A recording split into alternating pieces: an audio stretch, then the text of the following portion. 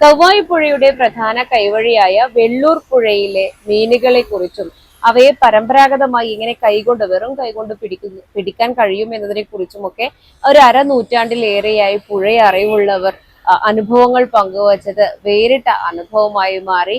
തോടരികെ എന്ന പേരിലുള്ള വാട്സപ്പ് കൂട്ടായ്മയും സീക്ക് പരിസ്ഥിതി ഗ്രൂപ്പുമായി ചേർന്നാണ് പുഴയറിവ് പങ്കുവച്ചത്. മീനെ തപ്പിപ്പിടിച്ച ആളുകളാണല്ലോ ഈ വലയൊന്നും ഉപയോഗിക്കാതെ. അപ്പൊ അന്നത്തെ ആ തപ്പിപ്പിടിച്ച അനുഭവം ഉണ്ടല്ലോ, അന്ന് ഏതൊക്കെ മീനുകളെയാണ്, ആ മീനുകളുടെ സ്വഭാവമൊക്കെ ഒന്ന് പറഞ്ഞു നോക്കി. എല്ലാ മീനും ഇല്ല. കൈച്ചലി, മറ്റേ മടമുശു, ആരലി, കുരുടൻ തന്നെ പ്രധാനമായിട്ട് കിട്ടല്. കടവും മുഷി എല്ലാം തന്നെ. അന്ന് വിചാരിച്ച് ഞാൻ പറഞ്ഞില്ലേ, കൂട്ടമായിട്ട് ടീം മീൻ പിടിക്കാൻ ഒരു 10-15 മണിയാകുമ്പോൾ പോയത്താണ്ട് പറ്റിയിട്ട് എല്ലാം ഇന്നേക്കിലേക്ക് പോകാന്ന് പറയും. ഇവിടുന്ന് എന്നിട്ട് ആ സ്ഥലം മുട്ടിക്കുമ്പോൾ ഇഷ്ടം പോലെ മീനായി ആക്ക്. അത് വെച്ചാൽ വലക്കാരുണ്ടാവും, വലയും വലിച്ച് നടക്കുന്നുണ്ടാവും അവർ. അന്നേരം നമ്മ തന്നെ തപ്പുന്നവർ അപ്പുറം ഇപ്പുറം സൈഡിലുണ്ടാവും. അങ്ങനെയാണ് ഈ മീൻ പിടിക്കല്. തപ്പുന്നവർ ബീച്ച് വല മാത്രം, ബീച്ച് വല. ഇന്നത്തെ വലയൊന്നുമില്ല. അന്ന് ഈ നമ്മൾ ഈ മഞ്ഞളേട്ടയെല്ലാം പോലുള്ള മീനുകളുണ്ട്. ഇന്ന് വളരെ അപൂർവമാണ്. മഞ്ഞളേട്ട എല്ലാ സമയത്തും ഉണ്ടാവില്ല.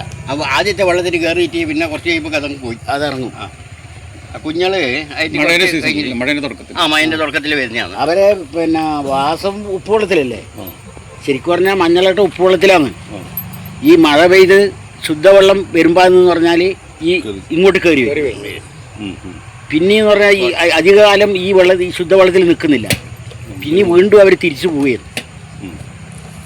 അപ്പോൾ നമ്മളെ കഴിച്ചലുണ്ടല്ലോ, ബ്രാലും കഴിച്ചലൊക്കെ അതിപ്പോൾ വളരെ കുറഞ്ഞ് പുതിയ പിന്നെ നമ്മുടെ നാടൻ കഴിച്ചലൊക്കെ കുറഞ്ഞ്. അനുഭവം എന്താ നിങ്ങൾക്ക്? നാടൻ കഴിച്ചലാണ് ഇപ്പോൾ വളരെ കുറവില്ലത്. ഇപ്പോൾ വരുന്ന കഴിച്ചൽ എന്ന് പറഞ്ഞാൽ നമുക്ക് അതിൻ്റെ പേരൊന്നും അറിയില്ലല്ലോ. വ്യത്യസ്തം എന്ന് പറഞ്ഞാൽ നേരത്തെ പറഞ്ഞതുമായി അതിൻ്റെ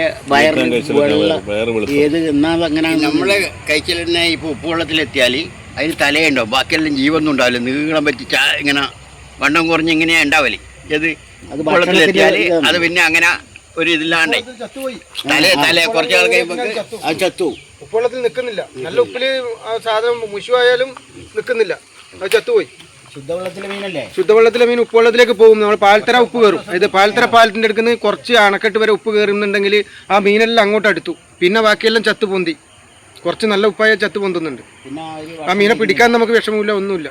കൂടിച്ചേരലിൽ നിന്ന് എനിക്ക് നിങ്ങളുടെ കാര്യത്തിൽ സംസാരത്തിൽ നിന്ന് മനസ്സിലാക്കിയത് ഇപ്പോഴും ഈ പുഴക്ക് നല്ല ആരോഗ്യമുണ്ട് എന്നുള്ളതാണ്.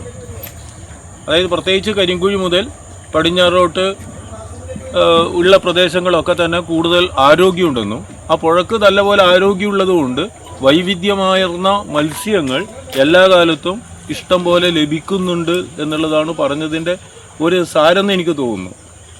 അപ്പോൾ ഞാനത് ഒരു യഥാർത്ഥത്തിൽ അതിനെപ്പറ്റി മനസ്സിലാക്കുമ്പോൾ ഈ പുഴ ഉത്ഭവിക്കുന്ന നമ്മുടെ ചീമേനി കുന്നുകൾ, ആ ചീമേനി കുന്നുകളുടെ ആ ഭാഗങ്ങളൊക്കെ തന്നെ ഈ മാസം ആകുമ്പോഴേക്ക് തന്നെ നല്ലപോലെ വരണ്ടു പോകുന്നുണ്ട്.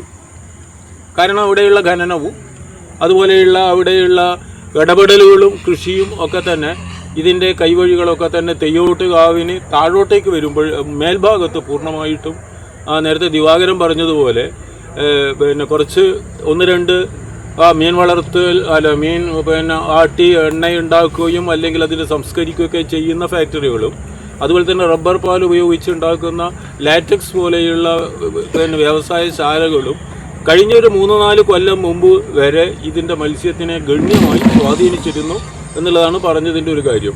അപ്പോൾ അത് തൽക്കാലം കുറച്ച് നിയന്ത്രിക്കപ്പെട്ടതിന് ശേഷം കഴിഞ്ഞ ഒരു 2-3 വർഷക്കാലമായിട്ട് നമുക്ക് സമൃദ്ധമായി മത്സ്യം കിട്ടുന്നുണ്ട്. മുതൽ കുണിയനിൽ ഇത് കായലിൽ ചേരുന്നത് വരെയുള്ള ഈ പുഴയുടെ വിവിധ തോടുകളുടെ ആരോഗ്യം ഇതിന് നേരത്തെ പറഞ്ഞു. കൊങ്ങിണിച്ചാങ്കാവിൽ നിന്ന് ഒരു കൈവഴി വരുന്നുണ്ട്. മാത്തിൽ കുറുവേലി ഭാഗത്തുകൂടെ ഒരു അമ്പല കോംപ്ലക്സ് ഉണ്ട്. അതിൻ്റെ അടുത്തുകൂടെ വരുന്ന ഒരു ചാലും ഇതിന് ഭാഗത്ത് ചേരുന്നുണ്ട്. അങ്ങനെ കുറേ ചാലുകളുണ്ട്. അപ്പോൾ അവിടെയൊന്നും വലിയ നാശങ്ങൾ ഉണ്ടായിട്ടില്ല. എങ്കിലും ഇപ്പോഴത്തെ ഇതിൻ്റെ മേൽഭാഗത്തുള്ള കൃഷിയിലൊന്നും തന്നെ കീടനാശിനികൾ അങ്ങനെ തെളിക്കുന്നില്ല എന്നാണ് ഞാൻ മനസ്സിലാക്കുന്നത്. അപ്പോൾ ഇത് ഇതിൻ്റെ നിലനിൽപ്പിൽ, സംരക്ഷണത്തിൽ, ഇതിൻ്റെ ചെടികളൊക്കെ നിലനിർത്തുന്നതിൽ നമ്മുടെ ശ്രദ്ധയുണ്ടാകണം. 2, നമ്മൾ കാണെയാണ് ഇല്ലാതായിത്തീരുന്നത്. വെറും കൈകൊണ്ട് മീൻ പിടിച്ച് പരിചയമുള്ള ഭാസ്കരൻ, കൃഷ്ണൻ, രാഘവൻ തുടങ്ങിയവർ തങ്ങളുടെ അനുഭവങ്ങൾ പങ്കുവച്ചു.